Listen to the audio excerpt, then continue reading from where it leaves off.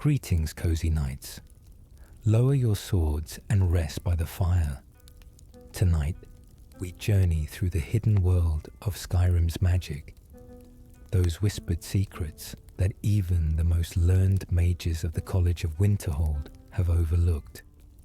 Drop a comment below and tell me where you're listening from tonight.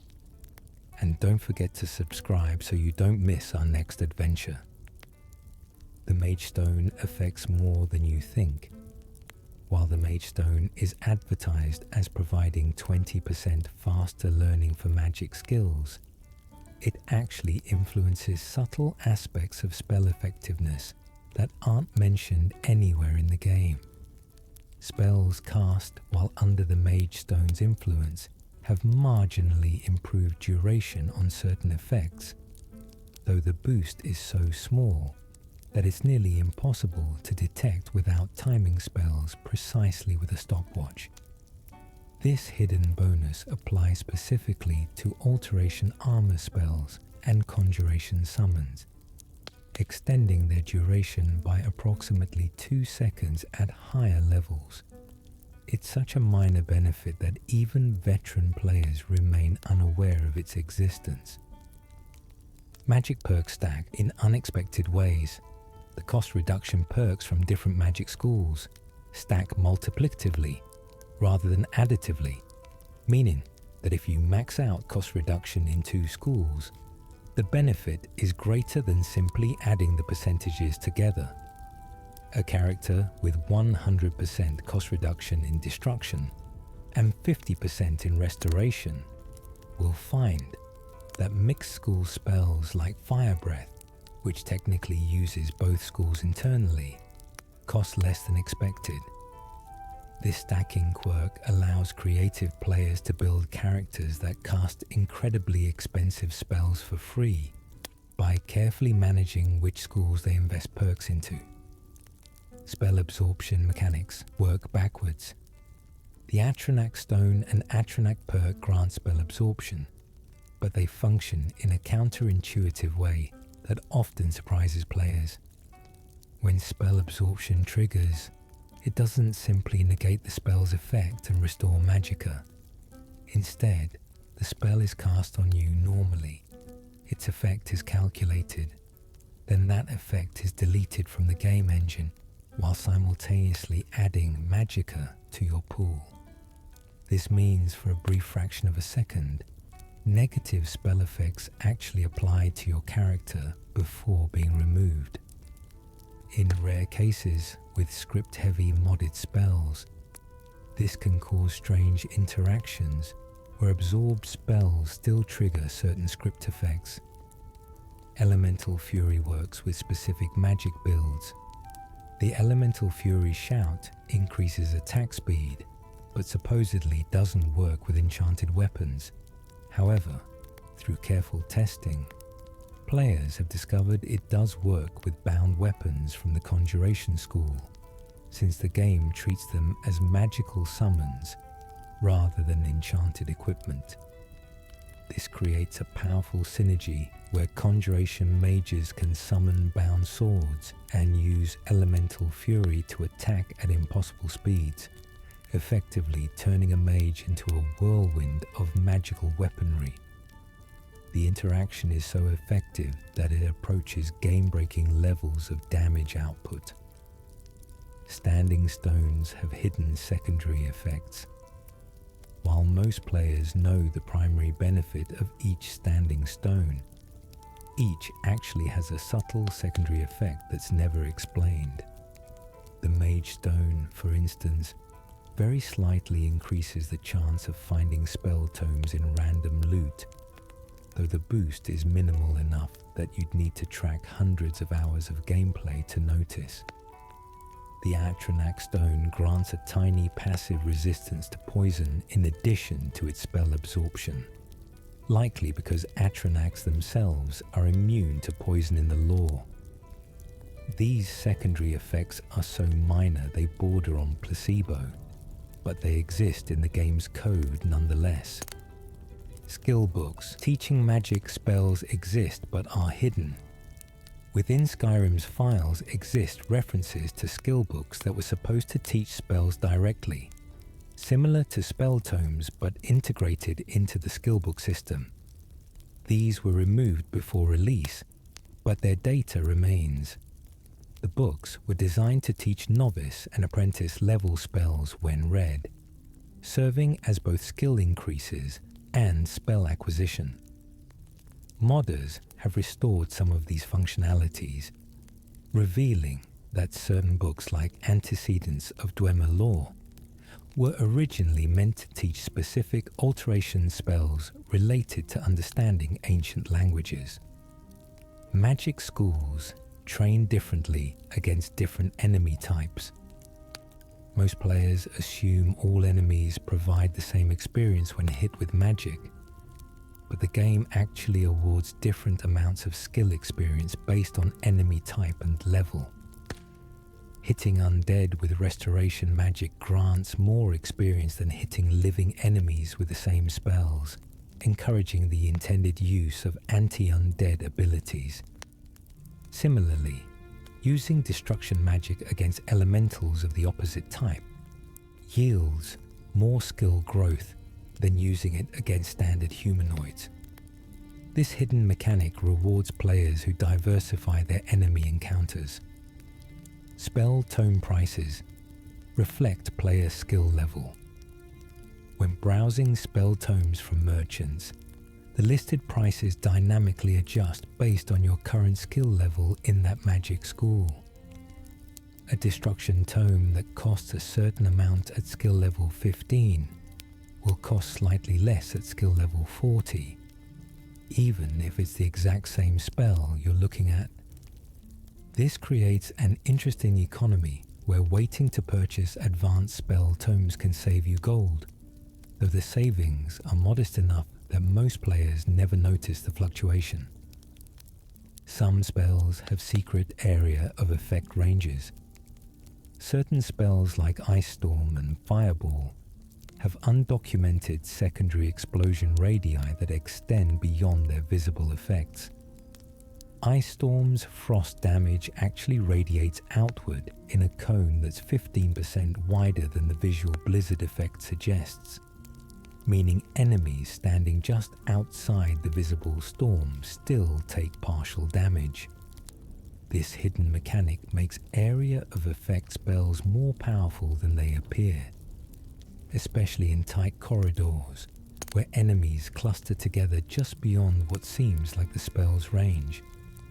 The game engine handles aiming differently for concentration spells like flames compared to projectile spells like firebolt.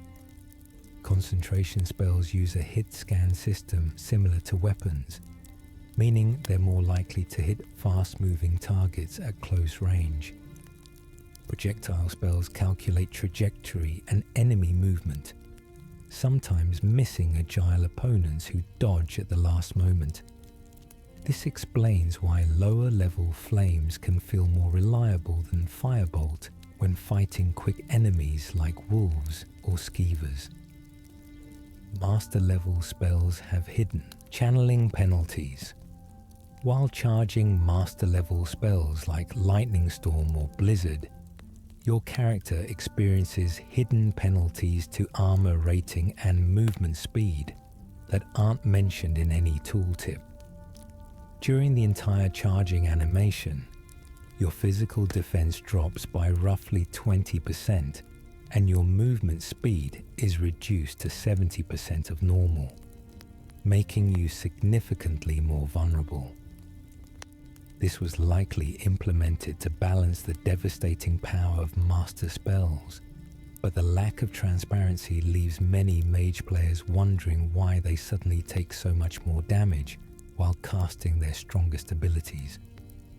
It's possible to achieve more than 100% cost reduction in a school of magic, making those spells free to cast. However, the game continues tracking your total cost reduction, even beyond 100% in the background. This matters for certain edge cases involving spell absorption or the Atronach perk. where having 125% cost reduction, 125% total, prevents the game from accidentally charging you magicka when its calculations get confused by overlapping magical effects. Spell damage increases with character level, not just skill. Although the interface suggests spell damage is based solely on magic skill level and perks, the game actually applies a tiny hidden damage boost based on overall character level. A level 50 character with 50. Destruction skill deals marginally more damage than a level 10 character with the same 50 destruction skill. The boost is extremely small, approximately 2% per 10 character levels, but it exists to help prevent pure mages from falling behind in damage output as the game progresses. Muffle and invisibility have different detection penalties than listed. Muffle supposedly provides 100% noise reduction, but testing reveals it only reduces sound by about 95%. Similarly, invisibility makes you almost undetectable, but doesn't completely zero out your visibility value. Enemies with high detection skills or enhanced senses can still faintly perceive you under both effects, which explains those frustrating moments when guards seem to spot you despite being invisible and muffled. The difference between advertised and actual values is subtle, but matters at higher difficulty levels. Fire, frost, and shock spells have hidden secondary resistances.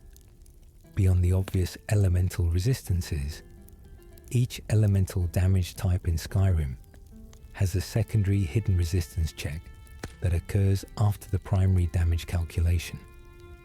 Fire damage checks against stamina regeneration resistance, frost checks against health regeneration resistance, and shock checks against magicka regeneration resistance. These secondary checks determine how severely the elemental secondary effects, like frost, stamina, drain, actually impact the target. Most enemies have standard values for these hidden resistances, but a few unique bosses have unusually high or low values that dramatically change how effective elements are against them. Wall spells last longer than their duration suggests. Wall spells like Wall of Flames, Wall of Frost, and Wall of Storms have listed durations of 30 seconds, but they actually persist for several seconds longer when cast on certain surface types. Stone floors hold wall spells for their full duration, but wooden surfaces extend the duration by approximately 3 seconds, and wet surfaces, like those near water, reduce it by 5 seconds. This mechanic was implemented to simulate magical energy absorption by different materials, but it's so subtle that most players never consciously notice the variations. Turn Undead has an undocumented level cap soft limit, while perks increase the maximum level of undead affected by Turn Undead spells. There exists a hidden soft cap around level 40, where the effectiveness begins to diminish even with all relevant perks. The spell still works against higher level undead, but requires passing through additional resistance checks that aren't explained anywhere. This prevents restoration mages from trivializing Dragonborn's toughest undead enemies with a single cast, but it feels inconsistent since the perk descriptions don't mention this limitation. Spell interruption happens on hit, not damage. When enemies interrupt your spell casting by attacking, the game checks whether you were struck, not how much damage you took. This means that even if you're wearing incredible armor that reduces incoming damage to near zero, getting hit will still interrupt your charging spell. Conversely, taking damage from fire floor traps or poison doesn't interrupt spells, because the game only checks for physical impacts. Understanding this distinction helps mages position themselves to avoid interruption without necessarily needing heavy armor. Wards reflect more than just spells. Most players know wards can block incoming spells, but few realize they also reflect certain physical projectiles. Arrows, bolts, and even thrown weapons can bounce off a properly timed ward, essentially making it a magical shield against both arcane and mundane attacks. The timing window is extremely tight, requiring you to raise your ward just as the projectile is about to hit. But mastering this technique makes wards significantly more versatile than they initially appear. Healing spells scale with target's total health pool. Healing spells restore a fixed amount of health according to their tooltip, but they actually scale slightly based on the target's maximum health. Healing a target with 500 maximum health restores marginally more actual hit points than healing a target with 200 maximum health using the same spell. This hidden scaling ensures healing remains relevant throughout the game, as both you and your followers gain health through leveling, though the scaling is subtle enough that single casts still feel consistent. Conjuration summons count as additional targets for area spells. When you cast area effect damage spells like Chain Lightning or Fireball, the game's targeting system includes your own summons in its calculation of how many targets exist, which affects how damage is distributed. This doesn't mean your summons take friendly fire, they're usually immune, but it does mean that having summons active can cause area spells to deal slightly less damage to each individual enemy, because the game is dividing the total power among more targets in its calculation phase. Spell stagger chance depends on your magicka percentage. Beyond the obvious factors like destruction perks and spell power, there's a hidden mechanic where your current magicka percentage slightly influences stagger chance. Casting spells with full magicka gives you a marginally better chance to stagger enemies compared to casting the same spell with depleted magicka reserves. This creates a subtle incentive to maintain high magicka pools, even when your spells are cost reduced, as the stagger utility matters significantly in combat, especially when fighting multiple melee enemies. Illusion spells partially affect undead, despite immunity. While undead are supposedly immune to illusion spells like Calm and Fear, they actually receive a hidden morale penalty when these spells are cast near them. The undead won't flee or become pacified, but they attack slightly less aggressively and prioritize targets differently than they would without the spell's presence. This vestigial effect exists because undead were originally meant to have partial illusion vulnerability in early development, and remnants of that system remain in the final game's code. The Eye of Magnus emanates invisible magic constantly.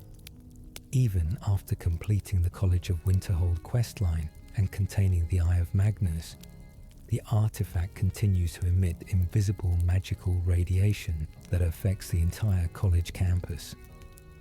Spending extended time near the Hall of Elements while the eye is present grants tiny, barely noticeable buffs to magicka regeneration and spell effectiveness. Most players complete the quest line too quickly to notice these passive benefits, but those who return to the college frequently and pay close attention to their stats can detect the subtle improvements. Hidden chests under the college floor contain school-specific items. Beneath the College of Winterhold's floor, textures exist 4 hidden merchant chests, 1 for each primary magic school, plus 1 for general magical items. These chests are technically inaccessible without console commands or specific glitches, but they contain the inventories that the college's magic vendors pull from. Occasionally, texture loading errors can make these chests momentarily accessible through certain spots in the Hall of the Elements, allowing savvy players to grab extremely rare spell tomes and enchanted gear not normally available until much later in the game.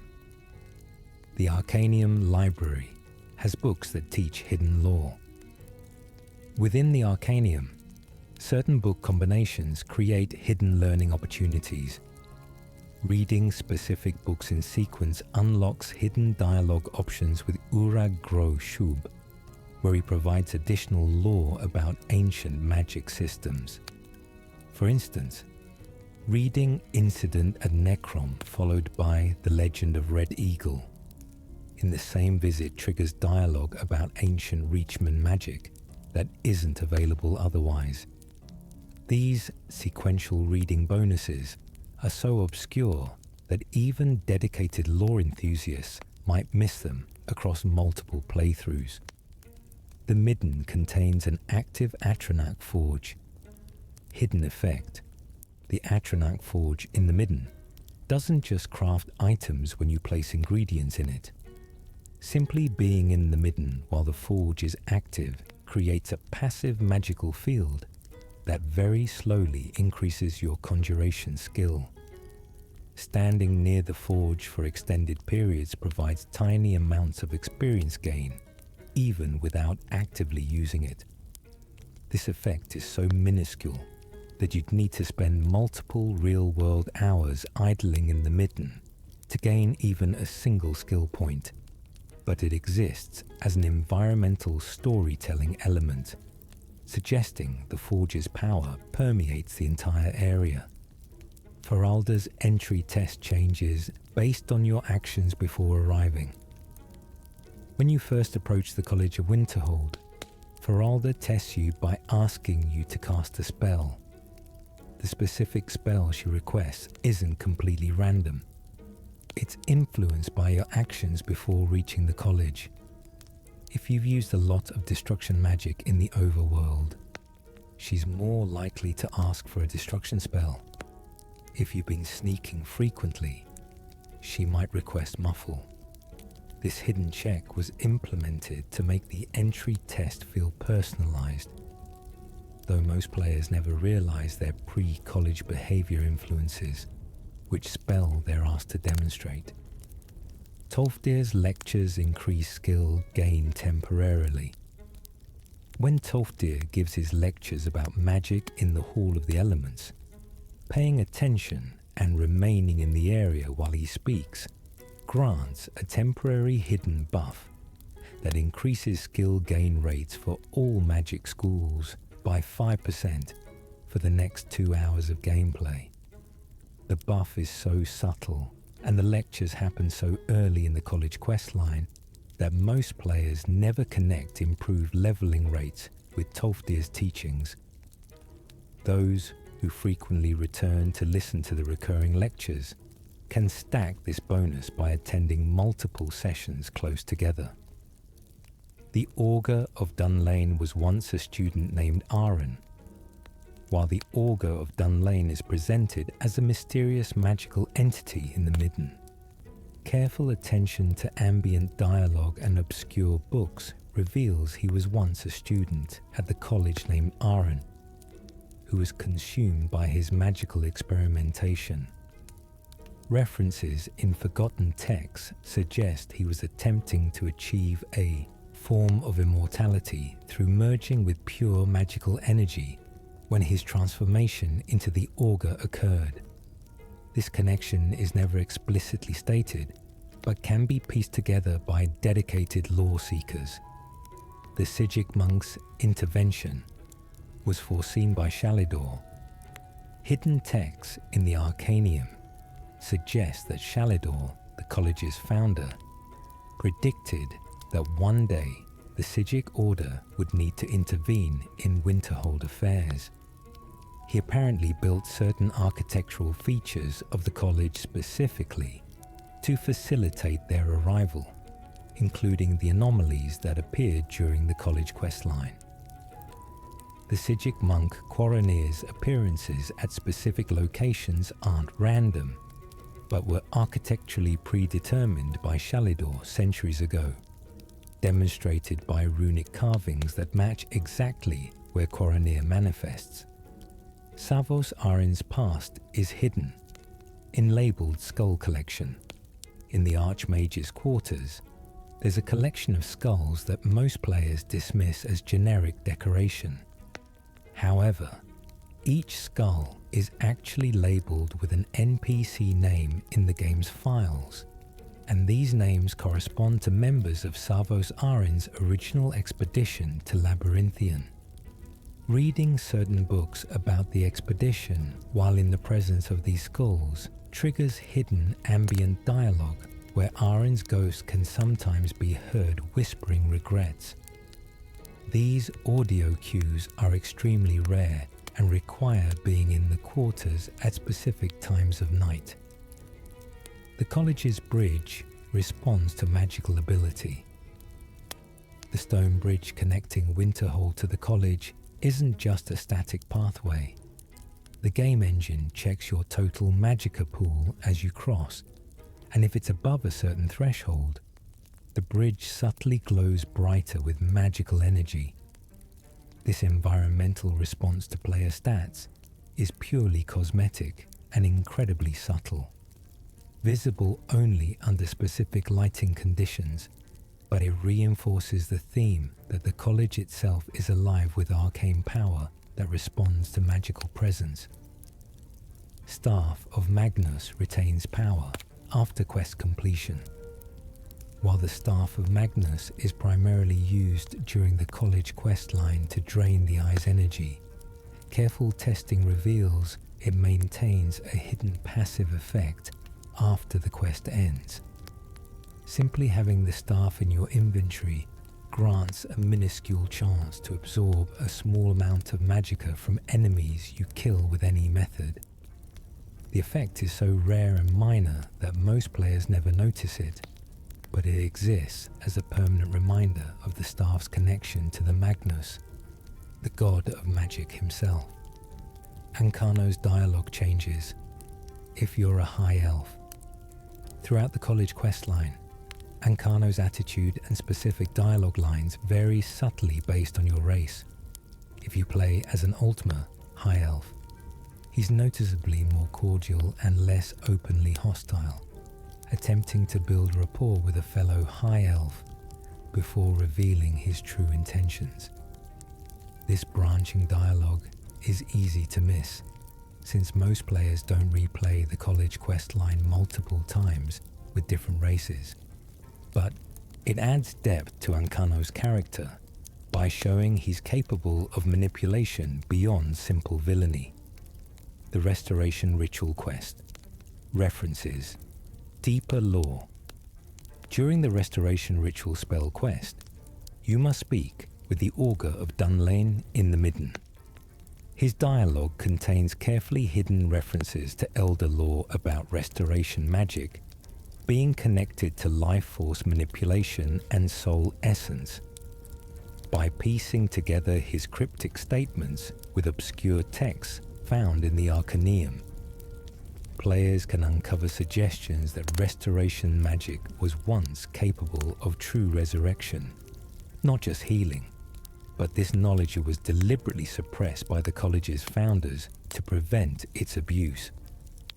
Winterhold's Great Collapse was magical, not natural. While NPCs speculate about whether the Great Collapse that destroyed most of Winterhold was caused by the college, hidden evidence throughout the town and college suggests it was indeed magical in nature, but not intentionally caused by the mages. Journals and environmental storytelling point to a catastrophic experiment in the Midden going wrong, creating a shockwave that destabilized the cliffs. The college survived because its protective enchantments were designed specifically to withstand internal magical disasters. inadvertently proving the townspeople's suspicions correct, while simultaneously absolving the mages of deliberate harm. The Hall of Countenance has a hidden room. Through careful exploration and listening to ambient sounds, players have discovered evidence of a sealed room within the Hall of Countenance that never opens during normal gameplay. The room was meant to contain additional student quarters and possibly a quest line involving a student's dangerous magical research. While the room's interior was removed before release, its door and the sound effects of someone moving inside remain in the game's files, creating an eerie mystery of a space that exists but cannot be accessed. Black Soul Gems were originally meant to be illegal. Early in Skyrim's development, Black Soul Gems were supposed to trigger guard aggression, similar to how carrying stolen items works. The concept was that trapping human souls was considered so morally reprehensible that simply having Black Soul Gems in your inventory would cause guards to attempt arrest if they noticed them. This mechanic was removed, but traces remain in the dialogue files, where guards have unused voice lines reacting with horror to players carrying vessels of trapped mortals. Grand Souls provide marginally better enchantments than listed. While the game claims that Grand Soul Gems provide a specific amount of enchanting power, they actually give slightly more than advertised in their tooltip. This hidden bonus is approximately 3 to 5% better than what the numbers suggest, implemented to make the effort of hunting mammoths and other Grand Soul creatures feel more rewarding. The difference is small enough that casual players won't notice, but min-maxers who do extensive testing have confirmed the discrepancy through thousands of enchanting experiments. Soul Trap works on essential NPCs. Temporarily, although essential NPCs cannot die, Soul Trap can actually be cast on them successfully and will trap their soul in the brief moment if they enter a down state before recovering. The trapped soul vanishes immediately when the NPC stands back up, but during that fraction of a second window, you technically possess their essence. This creates bizarre scenarios where you might briefly capture part of a Jarl's soul before the game's essential status restores them, though the soul gem always ends up empty afterward. Multiple enchantments interact in hidden ways. When you enchant an item with multiple effects using the extra effect perk, the enchantments don't simply exist independently. They interact through hidden multiplier calculations that can make certain combinations more efficient than the sum of their parts. For example, combining Fortify Health with Fortify Health Regeneration on the same item provides slightly better total healing over time than enchanting them separately, because the game treats them as a synergistic pair and applies a small hidden bonus to the regeneration rate. Azura's star can be partially charged. Despite appearing to be an all-or-nothing soul gem, Azura's star, and its black version, can actually be partially filled through a complicated series of actions involving rapid soul trapping, while the star is already in use. This creates unusual states where the star contains fractions of souls, leading to strange enchanting results where you can perform multiple weak enchantments from a single charge. The glitch is so difficult to trigger consistently that it's more of a curiosity than an exploit. Soul gem size affects enchantment, duration, not just power. Most players know larger soul gems create more powerful enchantments, but few realize they also subtly affect how long certain timed enchantments last. Weapon enchantments like Absorb Health, made with Grand Soul gems, drain their charges marginally slower than the same enchantment made with lesser souls, effectively giving you more uses before needing to recharge. The difference is approximately 10% more uses from Grand Souls, a hidden benefit that makes hunting powerful souls even more worthwhile. Fiery Soul Trap is the most efficient enchantment for leveling. The Fiery Soul Trap enchantment, which combines Soul Trap with fire damage, provides disproportionately large enchanting experience when used for leveling the skill, because the game counts it as two separate enchantments during the experience calculation, but only consumes a single soul gem. Players gain roughly 60% more experience per enchantment compared to using two separate single effect enchantments. This makes it the optimal choice for power leveling enchanting, though the spell, Tome to Learn It, is hidden in a specific location many players never visit. Soul Trap duration extends. When cast from enchanted weapons, when Soul Trap is cast from an enchanted weapon, rather than as a spell, it has a hidden duration extension of approximately 2 seconds beyond what the enchantment description claims. This extra time significantly increases the effective reliability of weapon-based soul trapping, making it easier to land killing blows within the trap window. The extension exists because weapons apply soul trap the moment they strike, while spell projectiles have travel time that can eat into the duration. Filled soul gems weigh slightly more than empty ones. In an impressive attention to detail, the developers programmed filled soul gems to have marginally higher weight values than empty ones, representing the metaphysical weight of a contained soul. The difference is extremely minimal, around 0.01 pounds per gem, but it exists in the code and can theoretically affect your carry weight if you're hauling dozens of filled Grand Soul gems. This tiny detail reflects the lore concept that souls have literal weight in the metaphysical sense. Enchanting with staff charges instead of soul gems was planned. Data miners have discovered remnants of a planned system where players could use the charges from magical staves as an alternative to soul gems for enchanting. The mechanic would have allowed depleted staves to be broken down at an arcane enchanter to extract their remaining magical essence, then use that essence for enchantments.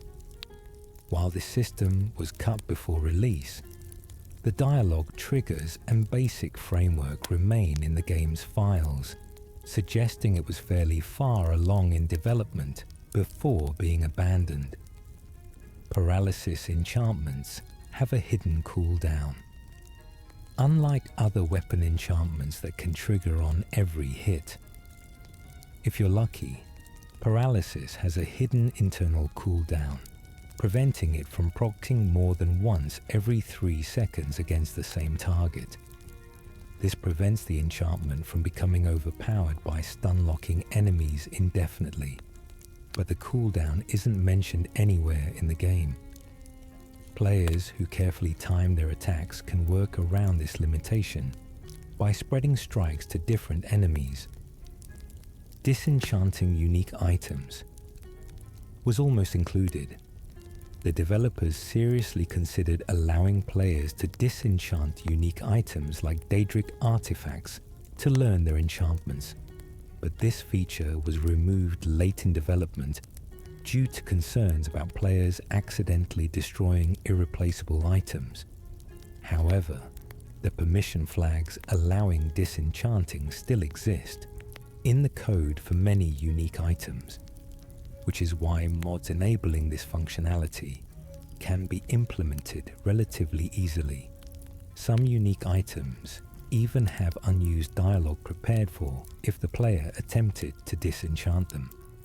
Enchantment magnitude scales with your magicka pool beyond just your enchanting skill.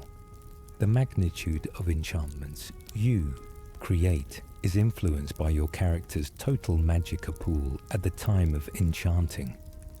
Creating an enchantment with 500 maximum magicka results in slightly more powerful effects than creating the same enchantment with 200 magicka, even if your enchanting skill is identical. This hidden mechanic encourages mage characters to invest in magicka, as it benefits both spellcasting and enchanting crafting. Soul gem fragments exist but were removed. Early builds of Skyrim included a system where soul gems could shatter into fragments when used improperly, or when attempting to trap souls too powerful for them. These fragments would be useless for enchanting, but could be sold to merchants for small amounts of gold. The entire fragment system was removed, but references remain in the code, including item IDs for shattered soul gem pieces and dialogue from merchants acknowledging them. Some mod creators have restored this cut content to make enchanting feel more consequential. Enchantment learning has a hidden random element. When you disenchant an item to learn its enchantment, the game performs a hidden skill check based on your current enchanting level. At low levels, there's a small chance that you learn a weaker version of the enchantment that provides slightly reduced magnitude when you use it for your own enchanting. At high enchanting levels, you're guaranteed to learn the full strength version. This hidden mechanic punishes players who rush to disenchant powerful items without first developing their enchanting skill adequately. Wards become more efficient with higher magicka. The magicka cost to maintain a ward spell isn't truly constant, as the spell description suggests. If your maximum magicka pool is large, wards drain magicka marginally slower per second, compared to maintaining the same ward with a smaller magicka pool. This creates a hidden efficiency bonus that rewards restoration mages who invest heavily in magicka, making their defensive capabilities more sustainable than the base statistics would indicate. The difference becomes especially noticeable in prolonged magical duels, where maintaining a ward for 30 seconds or more can make or break survival. Healing multiple targets simultaneously provides bonus experience. When you use area of effect healing spells like Grand Healing in situations where multiple allies need healing, the restoration experience you gain multiplies based on how many targets actually receive healing. Healing 3 wounded followers simultaneously grants nearly 3 times the skill experience of healing a single target, making the College of Winterhold quest, where you heal Tolfdir, an excellent opportunity for early restoration leveling, if you position yourself to heal him along with other NPCs. Turn Undead has a secondary effect against Daedra. While Turn Undead spells are marketed exclusively as anti-undead tools, they actually have a subtle secondary effect against Daedric entities like Dremora. The spells don't cause Daedra to flee like undead do, but they temporarily reduce Daedric enemies' magic resistance by a small amount, making follow-up spells more effective. This hidden anti-Daedra property exists in the lore because both undead and Daedra are creatures whose souls don't belong in the mortal plane, and restoration magic fundamentally weakens such unnatural existences. Necromantic healing stacks indefinitely. The Necromage perk, which makes all spells more effective against undead, has an infamous bug where it affects the vampire player character, since vampires count as undead. However, lesser known is that repeatedly becoming and curing vampirism can stack ghost copies of the Necromage bonus that persist even after curing. Through specific sequences of actions involving the Necromage perk and vampire transformation, it's possible to create permanent hidden multipliers on all your spells that stack numerous times. Though this is clearly unintended behavior, Close Wounds has a synergy with Light Armor. The Close Wounds spell, which heals you over time when cast, has a hidden interaction with Light Armor perks. If you have the Agile Defender perk from the Light Armor tree, Close Wounds healing rate increases by approximately 15%, though nothing in either perk tree mentions this connection. This synergy exists because the game treats the healing over time effect as a protective ward, and Agile Defender's code checks for any protective effects to boost, accidentally including regenerative healing. Wards can reflect Dragon Breath, partially. While wards are known to absorb incoming spell damage, they have a hidden partial reflection property against Dragon Breath attacks. When you block a dragon's fire or frost breath with a ward, approximately 20% of the damage value gets reflected back at the dragon itself, visible as tiny damage numbers floating near the dragon's head. This makes ward-focused restoration mages surprisingly effective against dragons compared to pure healing builds. The Ritual Stone interact with restoration skill. The Ritual Stone's power to raise nearby dead temporarily has a secret interaction with your restoration skill level. Higher restoration skill causes the raised zombies to be slightly tougher and last marginally longer than the stone's description indicates, as if your knowledge of life magic improves your ability to animate the dead. This creates odd but effective synergy, where restoration mages can use the Ritual Stone more effectively than other character builds, despite restoration supposedly being about healing rather than necromancy. Restoration leveling exploits were deliberately left in. Data miners have discovered developer comments in the game's script files that suggest the famous restoration leveling methods, like repeatedly casting healing while standing in fire, were known to the developers and intentionally not patched out. The comments joke about healing the fire and suggest the developers felt that players clever enough to discover these methods deserved the fast leveling. This rare peek behind the curtain shows that sometimes what seems like oversight is actually intentional game design. Sun spells deal bonus damage. During daytime, restoration spells categorized as sun damage, like Vampire's Bane and Sunfire, deal hidden bonus damage when cast during daytime hours in the game world. The bonus is approximately 15% and exists to reinforce the thematic connection between these spells and actual sunlight. Conversely, these same spells deal slightly reduced damage when cast during nighttime, though the penalty is smaller than the daytime bonus. This time of day mechanic adds strategic depth to choosing when to venture into vampire-infested locations. Guardian Circle was meant to be more powerful. The master-level restoration spell Guardian Circle creates a protective area that heals you and harms undead within it, but the spell in the final game is significantly weaker than its original implementation. Files from development builds show Guardian Circle was supposed to create a much larger area, last twice as long, and grant temporary immunity to disease and poison while standing within it. The spell was nerfed heavily due to being overpowered in testing, but portions of its original effects remain in the code unused. Wards have different visual effects based on school skill.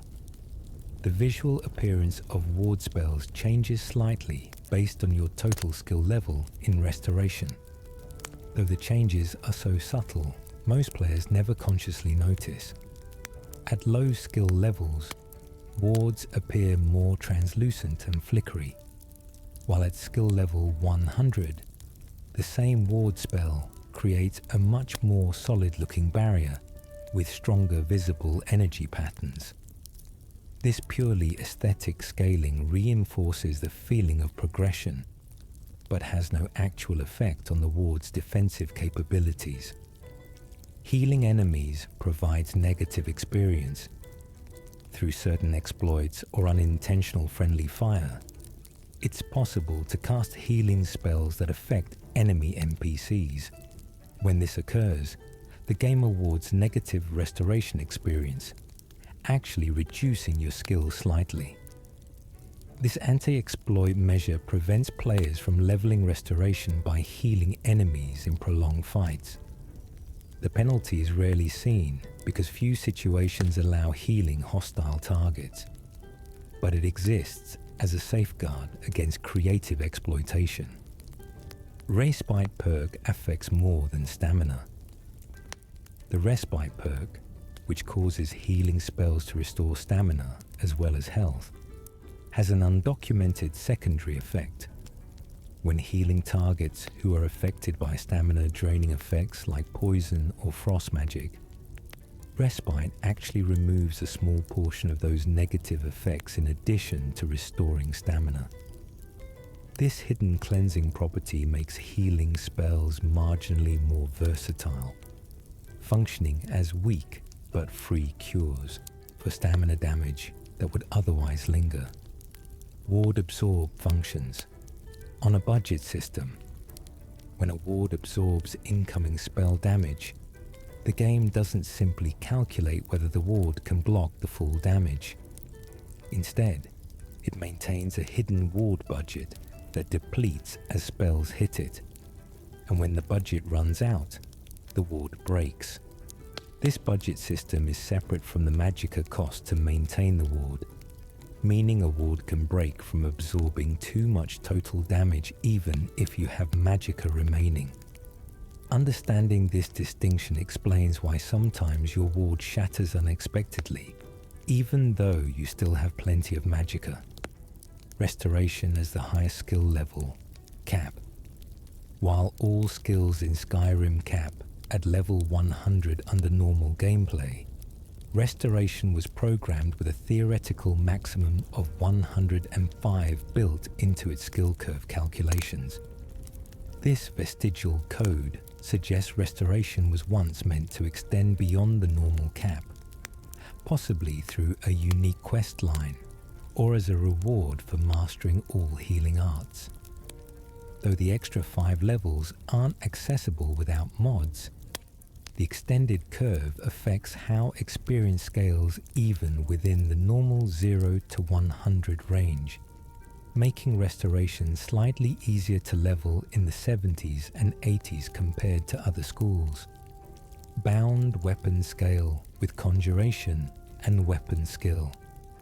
Unlike most spells that only benefit from their associated magic school, bound weapon spells uniquely calculate damage based on both your conjuration skill and the corresponding weapon skill.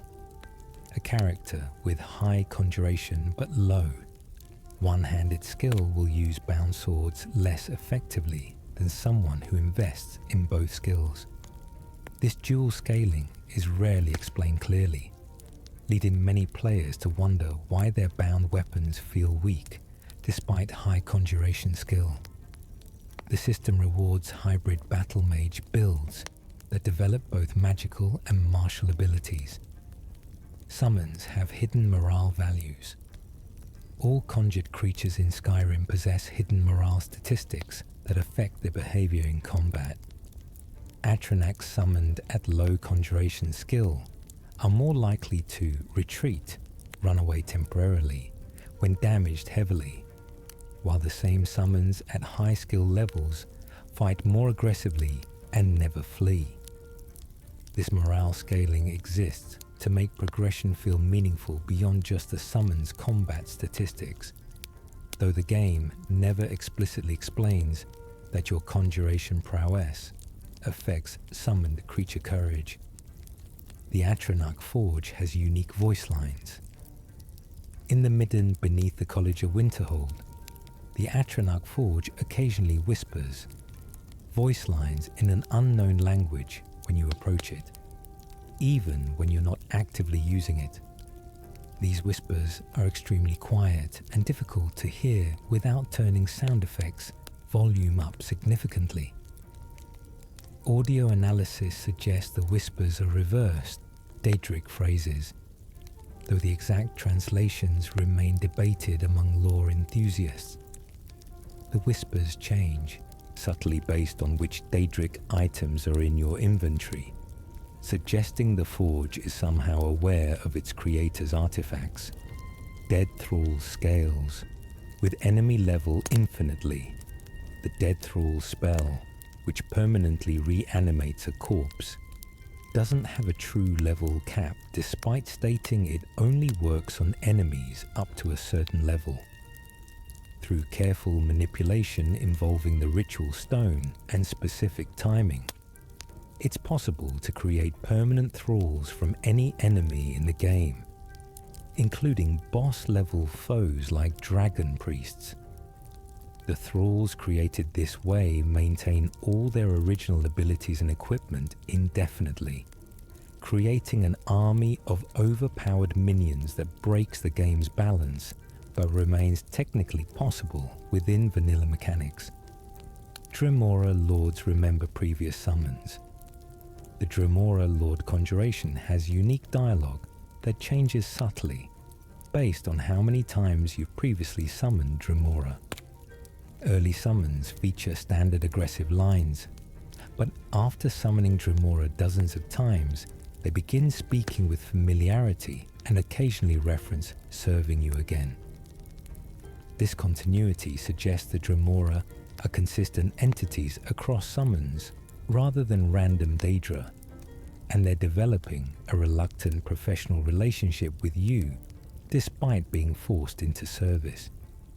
Summoning locations affect summon strength. The physical location where you cast summoning spells has a hidden influence on the resulting creature's power.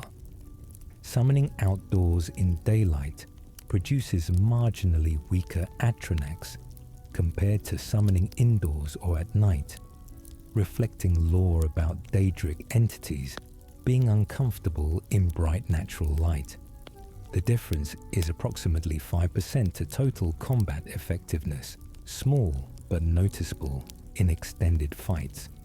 Similarly, summoning flame Atronachs near water or ice produces slightly weaker summons due to environmental opposition. Twin Souls works. With more than 2 under specific conditions, the Twin Souls perk supposedly limits you to 2 simultaneous summons, but through careful exploitation of summoning mechanics and the ritual stone, it's possible to maintain 3 or even 4 active summons simultaneously. The game tracks your summon budget imperfectly, and rapidly casting summons while triggering certain standing stone powers can confuse the budget system, allowing additional summons to slip through. These extra summons persist until they die, or their duration expires naturally. Summoning in cities changes guard behavior.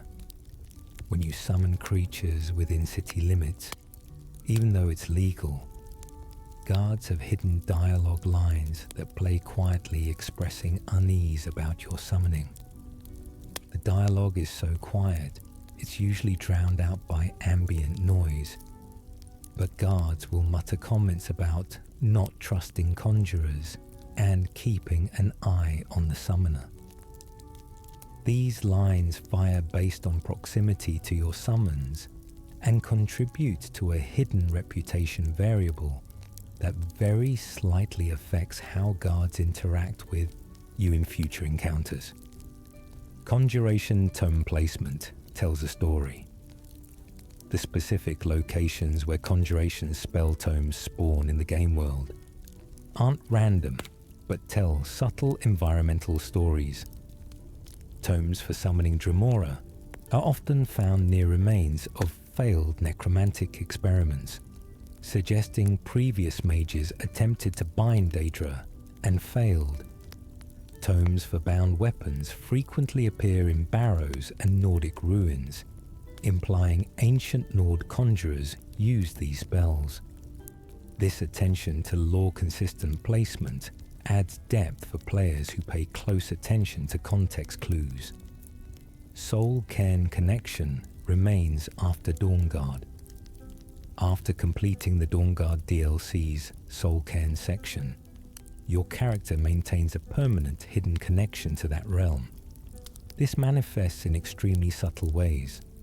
Soul gems fill marginally faster when you soul trap enemies, and you occasionally hear faint whispers when using conjuration spells. The connection is so minor it borders on being placebo, but data miners confirm it exists as a permanent status effect that lingers indefinitely after visiting the Soul Cairn. Summons can trigger pressure plates. Unlike followers who are programmed to avoid most traps, conjured creatures have full physics interactions and can accidentally trigger pressure plates and other trap mechanisms. This makes them both a liability in trap-filled dungeons and a potential tool for deliberately triggering traps from a distance. Some clever players use flame atronachs to trigger fire-based traps ahead of them, essentially turning environmental hazards into damage dealt to enemies instead. Command Daedra has unintended uses. The Command Daedra spell, intended to take control of enemy Daedric summons, has several unintended interactions that creative players have discovered. It can be used to repair damage-friendly summons by essentially refreshing their instance in the game world. It also works on certain Daedric artifacts that are technically classified as Daedric entities in the code, allowing bizarre scenarios where you command Mehrunes' razor or other artifact weapons to move around independently.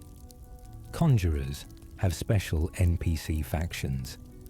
NPC conjurers in Skyrim belong to hidden factions that affect how they interact with other conjurers. Enemy conjurers will prioritize targeting player summons over the player character themselves, and they'll actively dispel your summons if possible. These faction rules create a metagame where battles between opposing conjurers focus on disrupting each other's armies rather than direct combat. Understanding this AI behavior allows players to exploit enemy conjurers by constantly resummoning, forcing them to waste magicka on dispelling. Bound armor was planned and partially implemented. Similar to bound weapons, developers planned bound armor spells that would conjure temporary magical protection. While these spells don't exist in the final game, the framework for them remains in the code, including unused graphics for spectral armor that would appear on your character. Some of the alteration armor spells, like Ebony Flesh, may have originated as bound armor concepts that were later reassigned to a different magic school. Summon duration extensions. Stack, unexpectedly, various effects that extend summon duration, including perks, potions, and enchantments, stack in non-intuitive ways. Instead of adding together linearly, they multiply off each other, meaning a character with multiple duration extending sources can create summons that last several times longer than the listed spell duration. A fully optimized conjuration build can create permanent summons that last hours of real-time gameplay from a single cast, effectively turning temporary summons into persistent companions. Invisibility partial percentage. based on movement speed. While invisibility theoretically makes you completely unseen, the game actually calculates your visibility based on your movement speed while invisible. Standing perfectly still grants true invisibility, but moving at walking pace maintains about 5% visibility, and sprinting while invisible increases your visibility to approximately 20%. This explains why guards sometimes detect you even when invisible if you sprint past them at close range. The effect is calculated continuously and dynamically adjusts your detection chance based on exact movement velocity. Fear spells cause unique dialogue from followers. When you accidentally hit your followers with fear spells, they'll flee temporarily, but also gain special dialogue that plays after the effect wears off. These lines express confusion and worry about their own sudden cowardice, with some followers like Lydia questioning whether they're fit for battle. The dialogue is easily missed because most players avoid hitting followers with illusion magic, but it adds characterization showing followers process their magical experiences rather than ignoring them. Charm spells have permanent subtle effects. Casting charm or other friendly illusion spells on NPCs creates a hidden relationship value that persists even after the spell effect ends. NPCs you charmed multiple times become gradually more friendly over dozens of interactions, eventually treating you as if you have higher reputation with their faction. This accumulating effect is extremely slow and requires charming the same NPC dozens of times, but it allows illusion mages to gradually improve their standing in holds and factions through repeated magical manipulation rather than completing quests. Muffle's effectiveness varies by surface type. The muffle spell reduces noise from movement, but its effectiveness changes based on terrain. Walking on stone floors with muffle active provides the advertised 100% noise reduction, but walking on metal grating reduces noise by only about 80%, and wooden floors fall somewhere in between. This surface-based variation exists because different material types resonate differently with sound dampening magic, though the game never explains this interaction, leaving players wondering why muffle seems inconsistent. Illusion spells affect quest NPCs differently. Essential NPCs who cannot die have special resistance to certain illusion effects that prevent players from trivializing quests. Attempting to frenzy essential NPCs usually fails regardless of your illusion skill, and calm effects wear off faster on them compared to standard NPCs. This hidden essential NPC resistance prevents players from making key characters attack each other to bypass quest requirements, though the resistance isn't mentioned anywhere and can feel arbitrary when your high-level illusion magic mysteriously fails against specific targets. Rally duration scales with your speech skill. The rally spell, which improves nearby allies' combat effectiveness, has a hidden interaction with the speech skill. Higher speech extends rally's duration beyond what the spell description indicates, as if your character's charisma and persuasive ability enhance the inspirational magical effect. This cross-skill interaction rewards characters who develop both illusion and speech, creating a leadership-focused build that's surprisingly effective for supporting multiple followers in combat. Mayhem creates permanent attitude changes. The master-level Mayhem spell causes affected NPCs to attack each other indiscriminately, but enemies who survive being betrayed by their allies through Mayhem gain permanent attitude shifts toward those allies. After Mayhem wears off, Bandits who are forced to fight each other will sometimes remain hostile to their former companions or maintain suspicion that alters their patrol patterns. This creates emergent gameplay where casting mayhem can permanently fracture enemy groups even after the direct spell effect ends. Quiet casting affects more than just spells. The quiet casting perk supposedly only silences spellcasting sounds, but it also subtly affects the volume of your character's breathing, footsteps, and movement sounds while you have any illusion spell actively equipped. Simply having muffle or invisibility in your hands, even without casting them, triggers a small audio dampening effect that makes sneaking easier. This hidden benefit makes illusion mages naturally better at stealth, even when they're not actively using illusion magic. Calm breaks on friendly fire. Only calmed enemies return to hostility if damaged, but the damage detection is specifically checking for player damage. If a calmed enemy is hit by another enemy, a trap, or an AoE spell that wasn't directly targeted at them, they remain calm.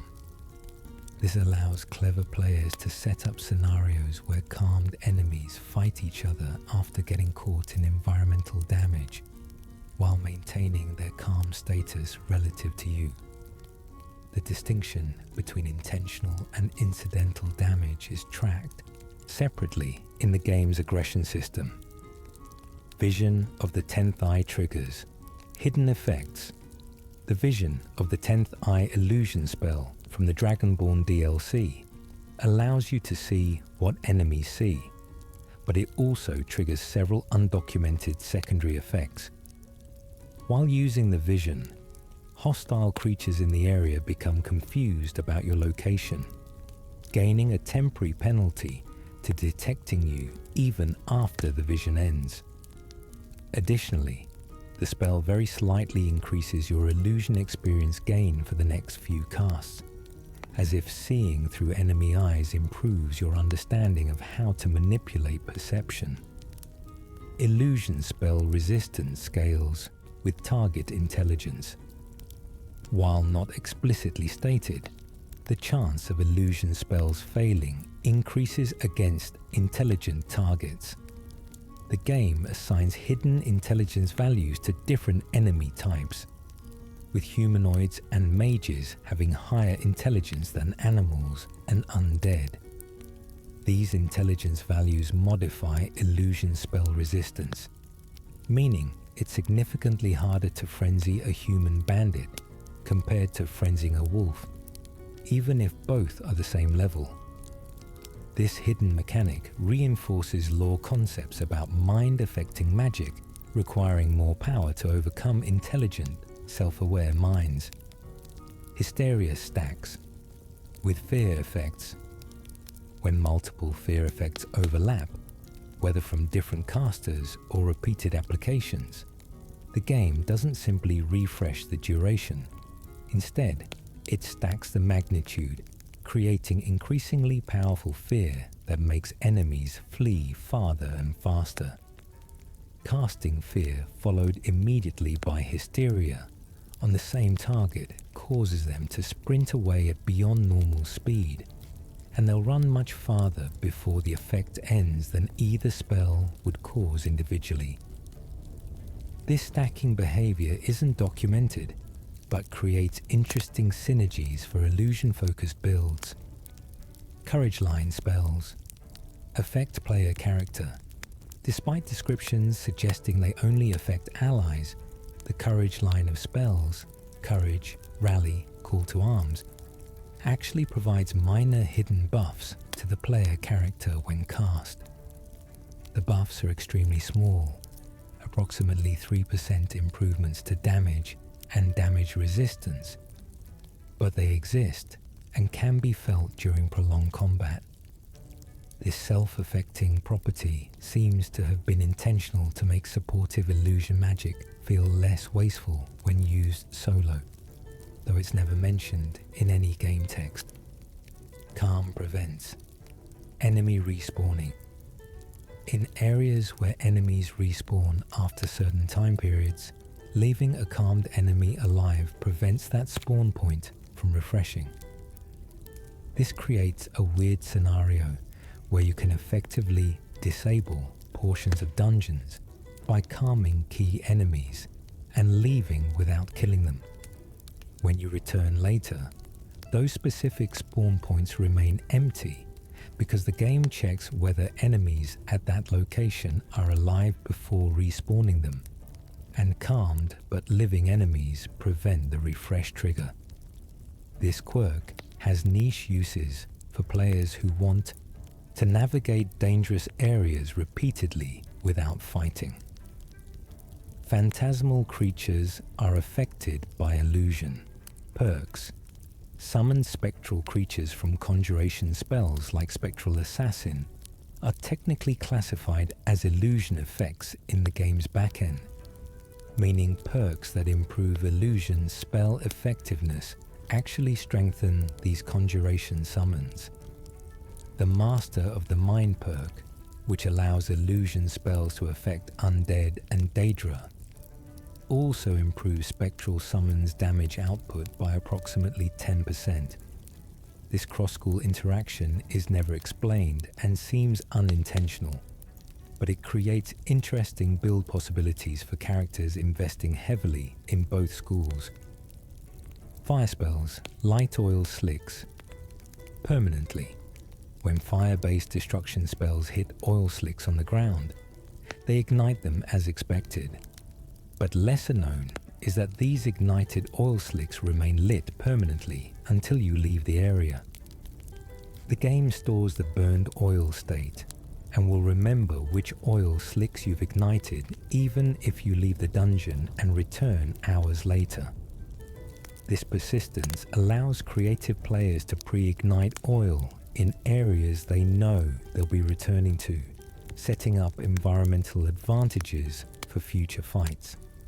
Shock damage ignores certain resistances. Shock-based spells have a hidden property where they bypass a small percentage of magic resistance specifically, as opposed to elemental resistance. An enemy with 50% magic resistance and 0 shock resistance will take as if they only have 40% magic resistance when hit with shock spells. This makes shock damage the armor-piercing element among the 3 types, particularly effective against mages and heavily enchanted enemies who stack magic resistance. Frost slows weapon swing, speed. Beyond the documented stamina damage, frost spells also apply a hidden debuff that fractionally slows enemy attack speed. The slow is minimal, approximately 5% for direct frost hits, but it stacks from multiple sources and can accumulate to noticeable levels in prolonged battles. This makes frost-focused mages particularly effective against heavy weapon users like two-handed warriors, as the cumulative attack speed reduction significantly diminishes their damage output over time. Destruction dual casting creates unique spell variations. When dual casting certain destruction spells, the visual and audio effects aren't simply scaled up versions of the single-handed cast. The game actually loads entirely different effect files, and some of these dual cast variants have slightly different hit detection or area of effect sizes than the base spell stats would suggest. For example, dual cast Ice Storm creates a cone that's not exactly 2.2 times wider than single cast Ice Storm. It's actually closer to 2.5 times wider due to using a different effect template. Impact perk changes stagger calculations. Fundamentally, the impact perk, which allows dual cast stagger on every hit, doesn't just add stagger to your spells. It actually modifies how the game calculates all stagger effects from all sources while you're dual casting. Environmental stagger from things like getting hit while off balance becomes more pronounced, and even your followers' attacks have marginally better stagger chance against enemies you're currently dual casting against. The perk appears to boost a global stagger multiplier that affects everything happening in the combat instance. Lightning Storm can hit multiple targets. Through chaining, the master level Lightning Storm spell, when it strikes an enemy, has a hidden chance to chain to nearby enemies similar to chain lightning, even though the spell description doesn't mention this property. The chain effect has a roughly 15% chance per tick of damage, and because Lightning Storm ticks very rapidly, it often chains multiple times during a single cast. This makes it far more effective against grouped enemies than it appears, functioning almost like an area of effect spell, despite being described as single target. Runes arm faster, at higher destruction level. The time it takes for rune spells to become active after being placed scales with your destruction skill. At low skill levels, there's approximately a 1 second delay between placement and arming, during which enemies can run over the runes safely. At skill level 100, runes arm almost instantly, making them much more useful for reactive combat placement. This scaling isn't documented, but dramatically improves runes' viability as you progress, transforming them from pre-placed traps to combat tools. Destruction experience scales with overkill damage. When you kill an enemy with destruction magic, you gain additional experience based on how much overkill damage you dealt beyond what was needed to kill them. One-shotting a weak enemy with a massive spell grants more experience than barely killing them with multiple weak spells, encouraging aggressive playstyles that favor powerful spells over efficient damage dealing. This overkill bonus caps at double experience, achieved by dealing damage equal to or greater than the enemy's total health pool in a single hit. Elemental Fury Shout affects cast speed.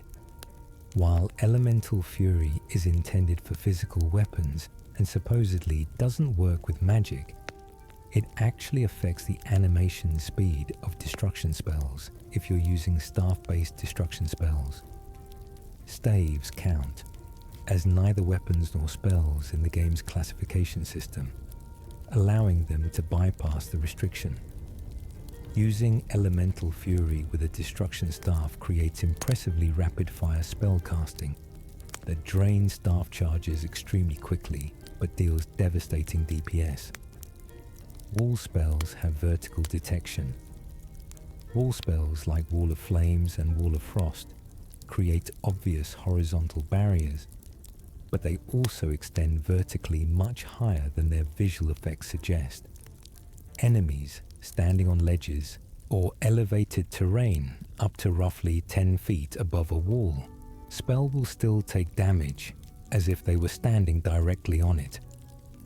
This hidden vertical component makes wall spells effective for controlling choke points at different elevations, though players rarely discover this because the visual effects don't indicate the upward reach.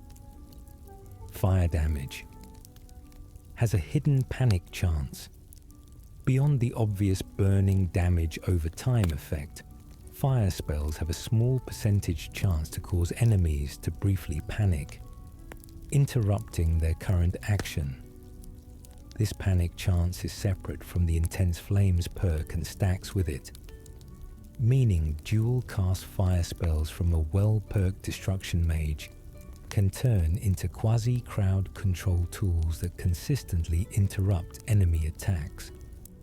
The base panic chance without perks is approximately 3% per hit, but it triggers frequently enough in extended fights to be noticeable.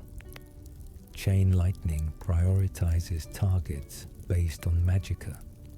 Chain Lightning doesn't bounce to nearby enemies purely based on proximity.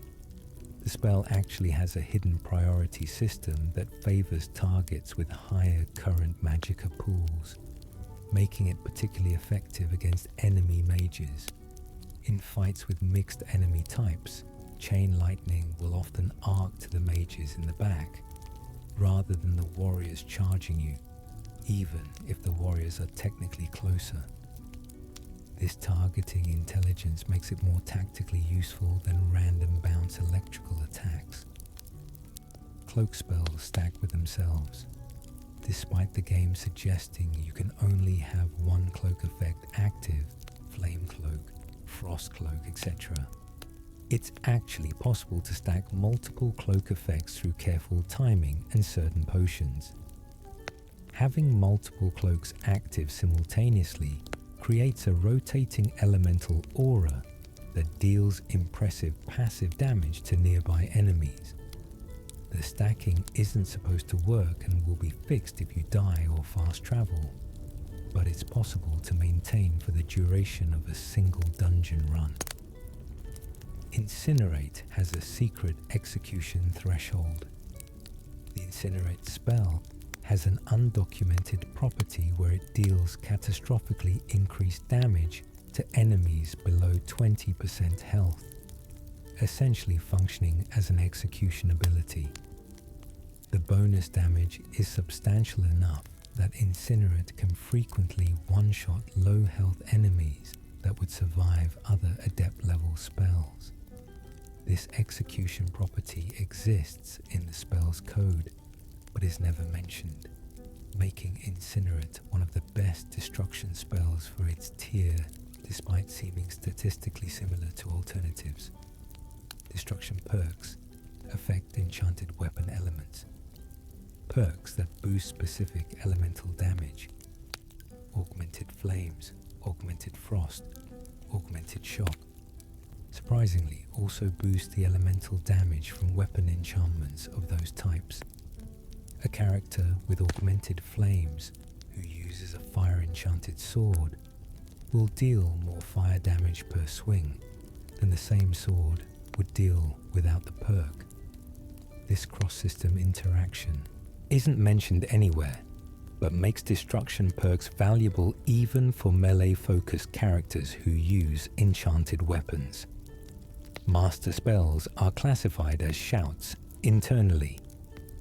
In the game's code, master-level spells are actually classified as a hybrid between spells and shouts due to their unique charging mechanics. This explains several oddities about how they interact with other systems, including why effects that reduce shout cooldowns have no impact on master spell charging time. The hybrid classification was apparently necessary to create the dramatic two-handed charging animations without breaking the standard magic system. What makes this even more interesting is that certain perks designed to affect shouts will sometimes accidentally boost master spells when specific conditions are met, creating unintended power spikes that players occasionally discover by accident. The developers left comments in the code acknowledging this quirk, but never patched it, suggesting they considered it a harmless Easter egg for dedicated players to find. Ritual quests were meant to be more elaborate. Each magic school's ritual quest to unlock master spells was originally designed to be far more extensive, with multiple objectives and lore exploration. Cut content suggests these were once multi-stage quests, comparable to the college questline itself, but they were drastically shortened in final development. References to these expanded quests remain in dialogue files, including unique reactions from college members to your ritual quest progress that never trigger because the quests end too quickly. The destruction ritual was supposed to involve hunting down and defeating a rogue mage who wielded master-level spells against you, teaching you through combat how to defend against and eventually master those same abilities. The conjuration ritual originally required you to travel to a specific Oblivion plane and retrieve a sigil stone while being hunted by hostile Dremora lords.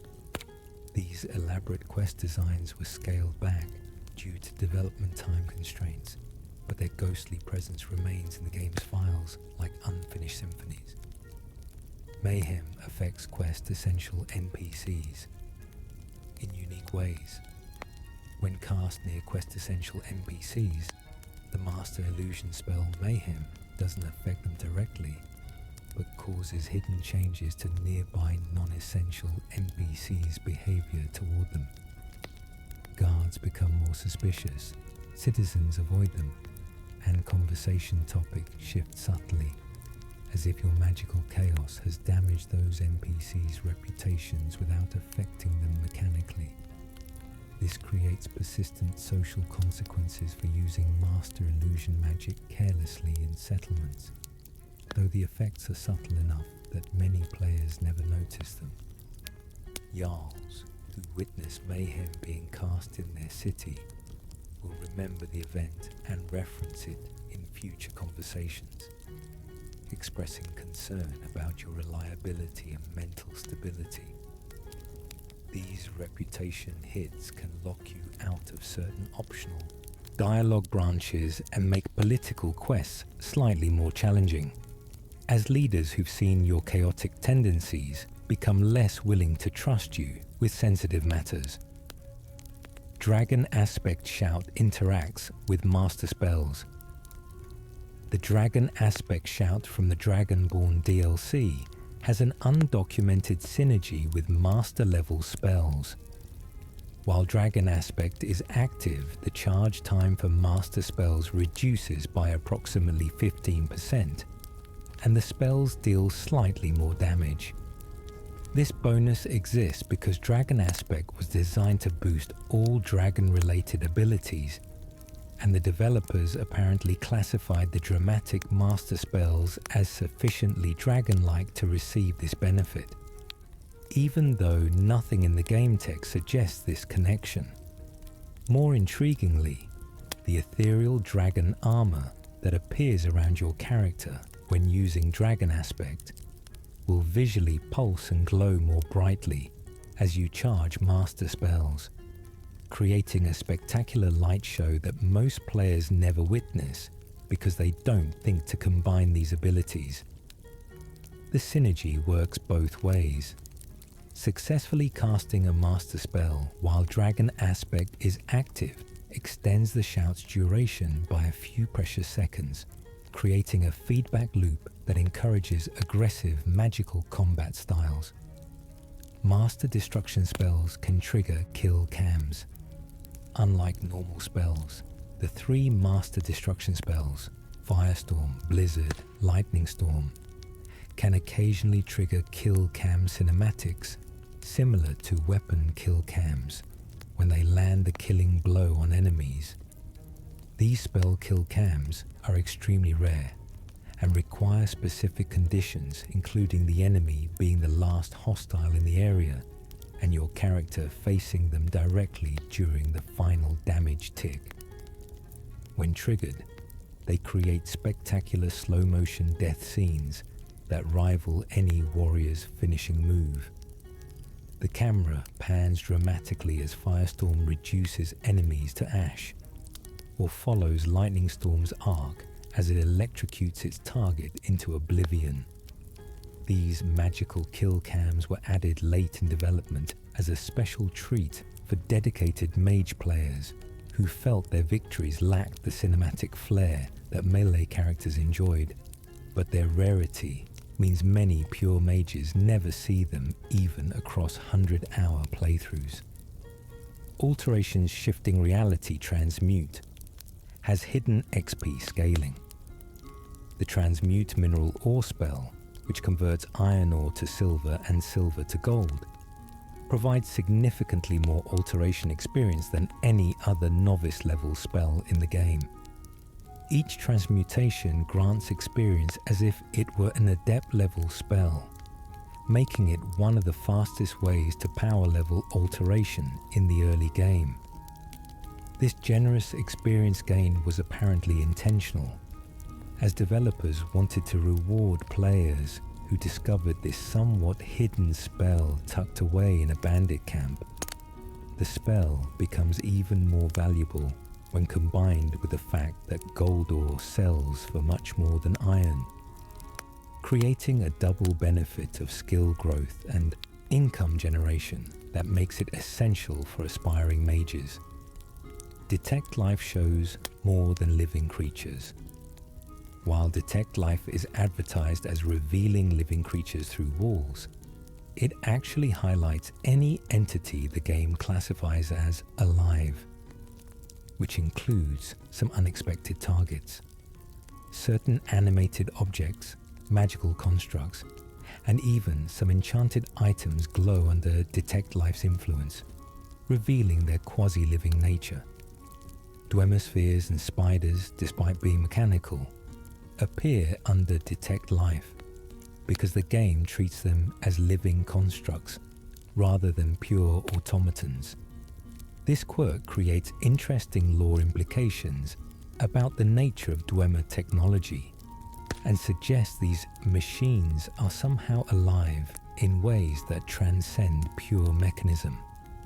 Paralysis duration scales with target's movement speed. The paralysis effect from alteration has a hidden mechanic where faster moving targets remain paralyzed for slightly longer than slow targets. This scaling exists because the game calculates paralysis duration based partially on momentum, essentially freezing targets in proportion to how much kinetic energy they possessed. A sprinting bandit will stay paralyzed marginally longer than a walking guard, and creatures with naturally high movement speeds, like saber-cats, experience extended paralysis compared to slow enemies like mammoths. Understanding this hidden scaling helps you predict exactly how long you have to work with after landing a paralysis spell. Water breathing grants subtle underwater combat bonuses. Beyond the obvious benefit of not drowning, the water-breathing spell provides hidden combat advantages when fighting underwater. Your weapon swing speed, spell casting speed, and movement speed all receive small bonuses while submerged with water-breathing active, as if the spell makes you hydrodynamically optimized. The bonuses are approximately 10% across the board, enough to make underwater combat significantly more viable than it would be otherwise. This encourages creative tactics, where mages intentionally lure enemies into water, activate water breathing, and fight with unexpected advantage in an environment where most opponents struggle. Candlelight can be weaponized against specific enemies. The Candlelight spell, primarily used for illumination, has an undocumented weakness effect against Fulmer, Chorus, and other creatures adapted to darkness. These light-sensitive enemies suffer minor penalties to accuracy and increased vulnerability to other attacks when Candlelight is active nearby. The effect is subtle enough that most players attribute any advantage to better visibility, rather than realizing the light itself is magically harmful to darkness dwellers. Some creative players have discovered that casting multiple candlelights in enclosed spaces with Fulmer creates compounding discomfort that makes these normally dangerous enemies significantly more manageable. Dragonhide has a hidden armor threshold. The Master Alteration spell, Dragonhide, which grants 80% physical damage reduction, actually provides incrementally better protection if your base armor rating is higher when you cast it. A character with 0 armor rating under Dragonhide receives the listed 80% reduction, but a character wearing light leather armor might effectively gain 83% reduction, and someone in heavy armor could reach 85%. This stacking creates interesting incentive for alteration mages to wear some physical armor, rather than relying purely on magical protection, contradicting the common assumption that mage armor perks require being completely unarmored. Telekinesis cost scales with object weight and distance. Unlike most spells with fixed magicka costs, telekinesis dynamically adjusts its drain based on both how far away the object is and how heavy it is. Moving a wooden plate across a room costs negligible magicka, but moving a heavy shield from maximum range can drain your entire magicka pool in seconds. This realistic scaling was implemented to prevent telekinesis from being used to move everything regardless of mass, but it creates gameplay scenarios where strategic telekinesis use requires carefully managing your magicka expenditure against the tactical benefit of repositioning objects. Ash shell enemies can block projectiles. Enemies encased in ash shell don't simply become harmless decoration. Their stone shell serves as physical cover that can block arrows, spells, and even follower attacks. Clever players can use ash shells strategically to create temporary cover in areas lacking natural protection, essentially turning enemies into improvised shields. The petrified enemies maintain their original collision boxes with enhanced durability, making them more effective barriers than most furniture or environmental objects. This transforms ash shell from a simple disable effect into a versatile tactical tool for controlling battlefield geometry. Mage Light has targeting priority. When you cast Mage Light, the game isn't just placing a light source at random. The spell has hidden targeting AI that attempts to illuminate the most tactically valuable location, preferentially targeting spots near enemies, loot, or quest objectives. In dark dungeons, Mage Light will find hidden chests or secret doors by attaching near them, acting as a subtle exploration aid beyond simple illumination. The targeting priority was implemented to make Mage Light feel magically intelligent, rather than just being a mundane light source, though the game never explains this feature. Alteration armor stacks with physical armor. Mathematically, despite the mage armor perk stating they work best when unarmored, the underlying math allows alteration armor spells to stack with physical armor rating in complex ways. The two types of armor don't just add together, they multiply in layered calculations that can produce unexpectedly high protection values. A character with moderate physical armor and ebony flesh active can achieve armor ratings that exceed what pure physical armor could provide, creating hybrid builds that combine the best of both systems. Understanding these calculations allows for extremely tanky battle mage characters that traditional builds don't achieve. Alchemy's magical connections, Fortify restoration potion loops affect more than intended. The infamous Fortify restoration potion loop, which can create exponentially powerful effects, doesn't just boost restoration magic. Due to how the game calculates restoration effects, Fortify restoration potions actually enhance any effect that restores, improves, or enhances your character's base attributes. This includes armor enchantments, weapon enchantments, and even certain standing stone effects. The loop works because Fortify alchemy gear is treated as a restorative effect, creating a feedback system where each iteration makes the next more powerful. While most players consider this an exploit, it technically works as programmed, just with unintended consequences the developers never anticipated. Poison duration extends with victims' debuffs. When you apply poison to a weapon and strike an enemy already suffering from other debuffs or damage over time effects, the poison's duration secretly extends. The game calculates poison persistence based on the target's vulnerability state, and enemies with multiple active negative effects are treated as more susceptible. A poisoned enemy who's also burning from a fire spell and slowed by frost magic will suffer the poison's effects noticeably longer than a fresh enemy hit with the same poison, rewarding layered combat strategies that combine multiple damage types. Ingredient effects trigger based on harvest location. Where you harvest alchemical ingredients affects which of their properties are active or enhanced. Wheat harvested near water has slightly stronger restore health properties than wheat from dry fields, while mountain flowers picked at high elevation provide better fortify magicka effects than those from lowlands.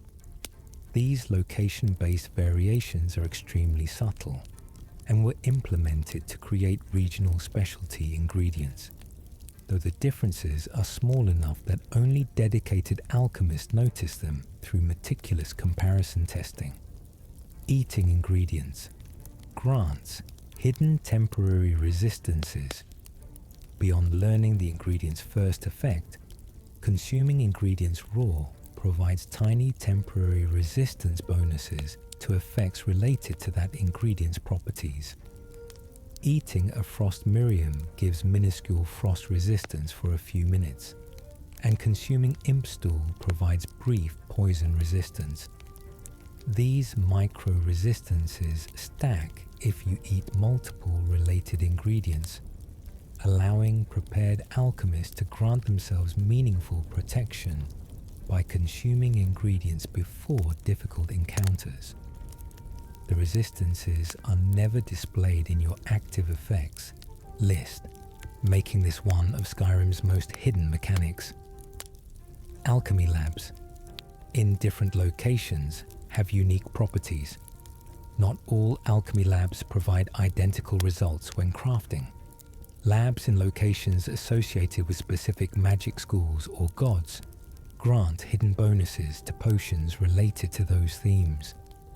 The alchemy lab in the Temple of Kinnereth in Whiterun provides stronger restore health potions, while the lab in the companion's headquarters slightly boosts potions related to stamina and physical prowess.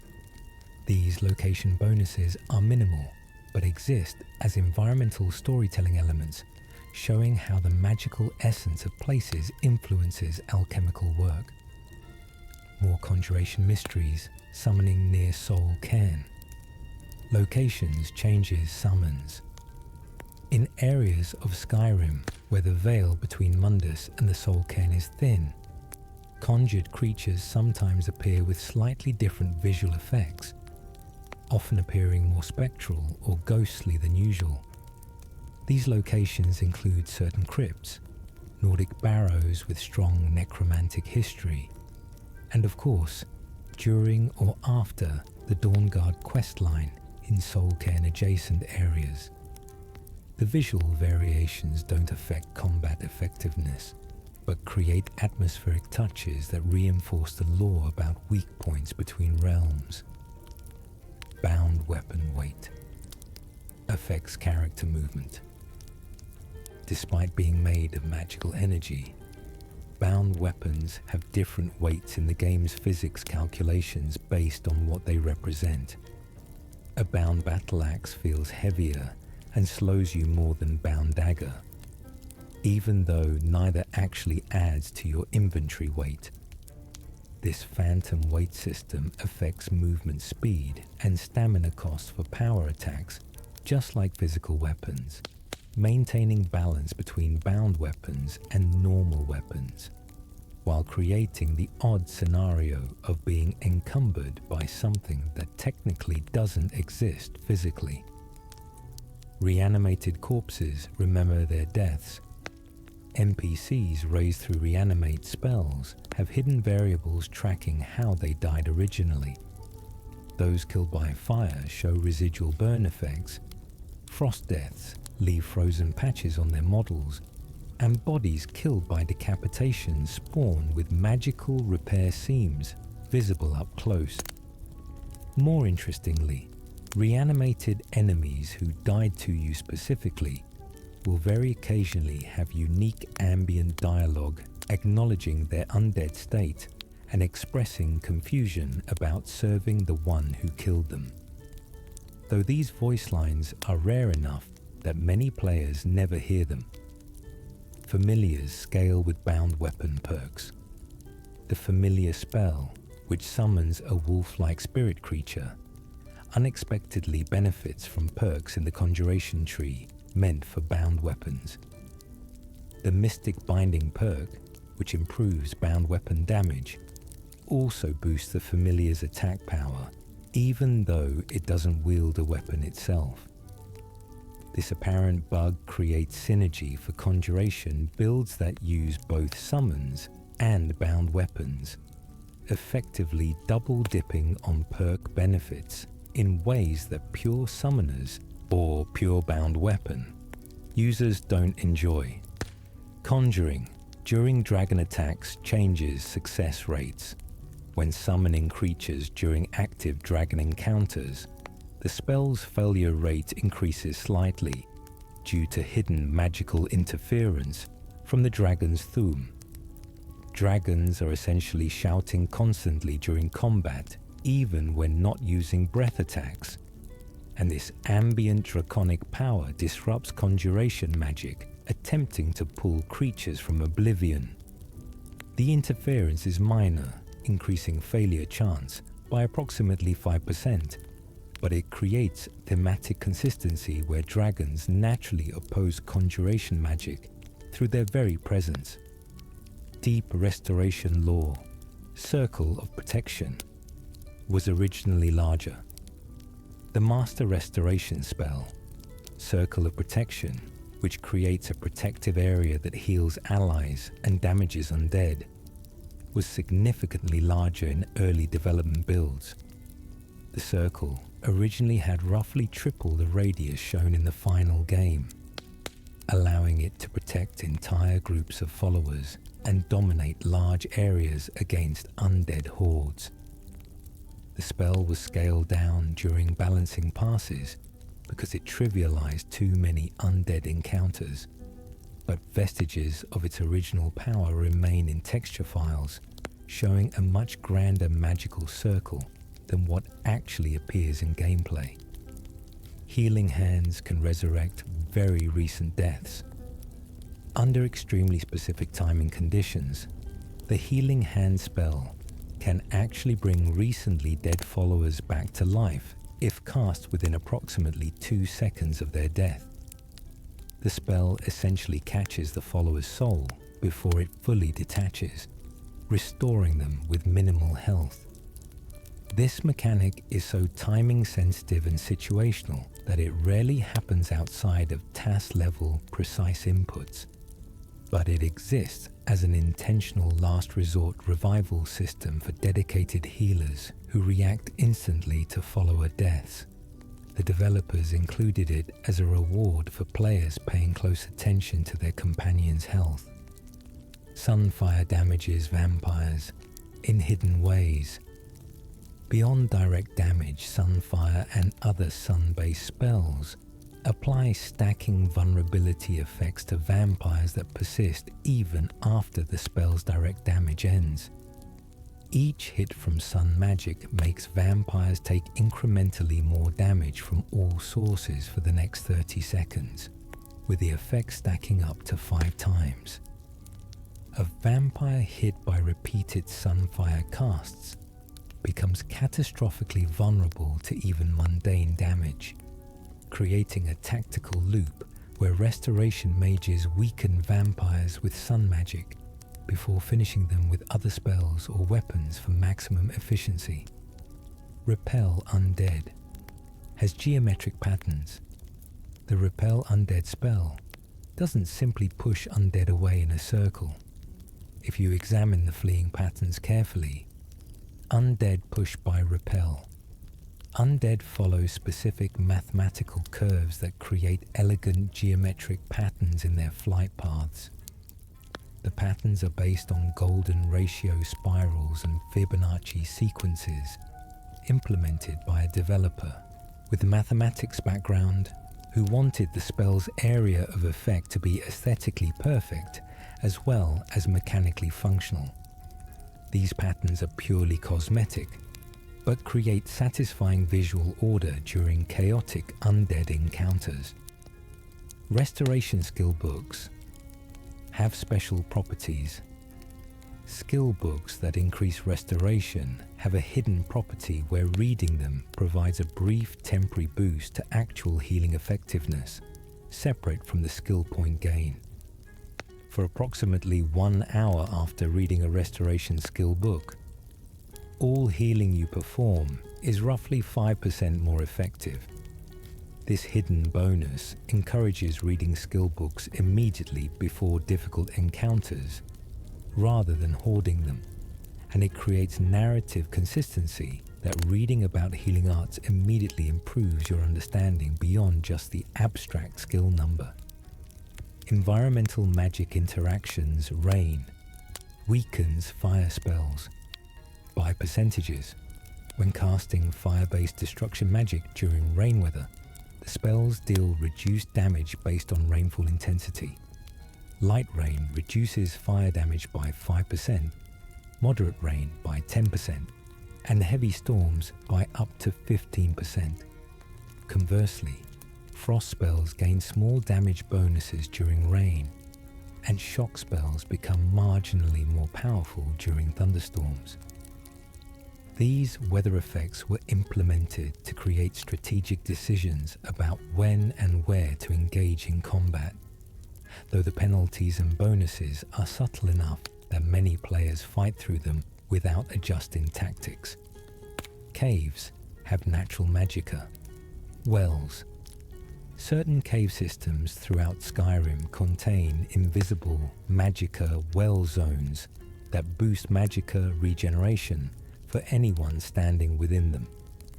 These wells are typically located near underground water sources or mineral deposits and were placed by developers to reward exploration and create strategic camping spots during long dungeon crawls.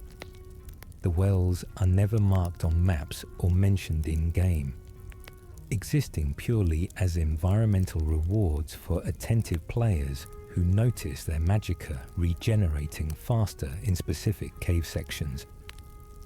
Nord ruins suppress alteration magic.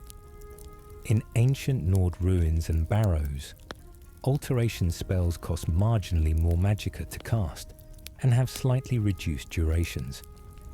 This hidden effect exists because the ancient Nords distrusted reality-bending magic and supposedly built their burial sites with natural materials that resist alteration's influence. The suppression is approximately 10%, but can be felt during extended dungeon exploration when your stone skin spells expire faster than expected and you burn through magicka, maintaining them more quickly than normal. Dwemer ruins enhance automatons against summons. Within Dwemer ruins, all Dwemer automatons deal bonus damage specifically against conjured creatures, as if the ruins themselves empower their mechanical defenders against summoning magic. This hidden mechanic was implemented to discourage players from trivializing Dwemer dungeons by summoning tank creatures, forcing more varied tactical approaches. The bonus damage is substantial, approximately 25%, making summons notably less effective in these specific environments, while maintaining their usefulness everywhere else. Standing water conducts. Shock damage. Shock spells cast near or into standing water gain area of effect properties, damaging all creatures touching that water within a certain radius. The water effectively becomes electrified for a brief moment, allowing clever players to hit multiple enemies by targeting the water itself rather than individual opponents. This environmental interaction was showcased in early Skyrim trailers, but is easy to miss during normal play because most combat occurs on dry land. Social magic consequences. Excessive magic use alters guard dialogue. If you cast spells constantly in cities, even non-offensive ones like courage or healing, guards begin commenting on it through unique dialogue lines.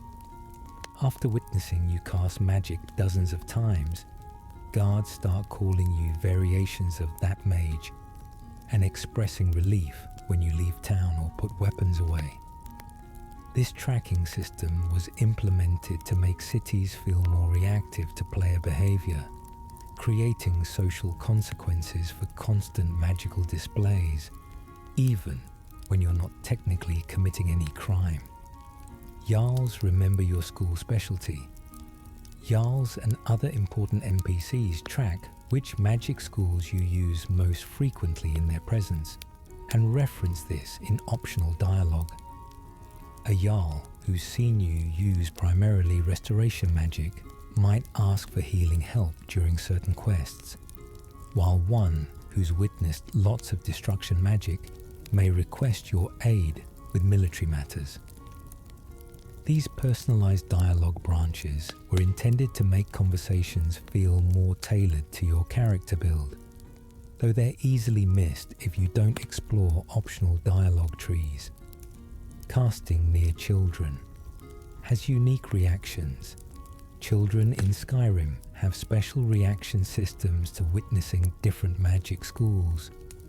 They're amazed by illusion magic light shows, frightened by conjuration summons, and curiously neutral toward restoration healing. These reactions persist and can affect whether children will initiate conversations with you later. Mages who frequently summon Dremora near children find those children avoiding them in future encounters, while mages who cast candlelight and other harmless visual spells become favorites who children approach more readily. Court wizards acknowledge your power level. Court wizards stationed in Jarl palaces have special dialogue that triggers only if your magic skills significantly exceed theirs. When you reach certain skill thresholds above the court wizard's level, they begin showing deference and asking you for advice rather than offering to sell you spells. This creates satisfying progression where the realm's official mages eventually recognize you as the superior authority on magic, though the dialogue is optional and many players never initiate the conversations where it triggers. College membership changes faction relationships. Being a member of the College of Winterhold slightly affects how other magic-using factions perceive you, even factions with no direct college connection. Necromancers encountered in the wild have unique dialogue acknowledging your college training before attacking, and friendly wizards like Calkelmo in Markarth offer marginally better prices on magical goods and services. These minor reputation effects stack with other faction memberships to create layered social identities that affect dozens of small interactions across the game world. Final Arcane Revelations spell Absorption creates Magicka debt. When the Atronach perk or stone absorbs an enemy spell, you gain Magicka as advertised, but the game actually creates a hidden Magicka debt in the background. If you're repeatedly absorbing spells and filling your Magicka pool beyond maximum capacity, eventually the debt system triggers and temporarily reduces your natural Magicka regeneration rate to compensate. This prevents spell absorption from becoming an infinite power source and creates interesting strategic considerations about whether to deliberately take hits to absorb magicka, or dodge incoming spells to maintain normal regeneration rates. Magic damage types have hidden armor penetration values. Not all magic damage is created equal when it comes to piercing through defenses. Fire damage has the lowest armor penetration value, making it slightly less effective against heavily armored enemies. Even though armor supposedly only affects physical damage, shock damage has the highest penetration, allowing it to bypass not just magic resistance, but also treat physical armor as if it were partially non-existent. This creates a hidden damage type hierarchy where shock magic is objectively superior against tanky enemies, though the differences are small enough that elemental choice usually comes down to enemy weaknesses rather than penetration values. Spell tomes can be dropped to create light sources.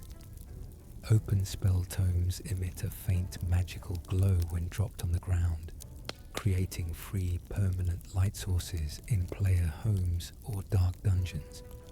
The glow is subtle but noticeable in complete darkness, and unlike candlelight or mage light, tome light sources never expire. Clever players have discovered they can create elaborate lighting systems in their homes by strategically dropping worthless spell tomes they've already learned, turning magical knowledge into decorative illumination. The practice has become so popular among decorators that some players deliberately purchased duplicate spell tomes just to use as lamps throughout their properties. Magic schools have hidden experience multipliers in certain quests.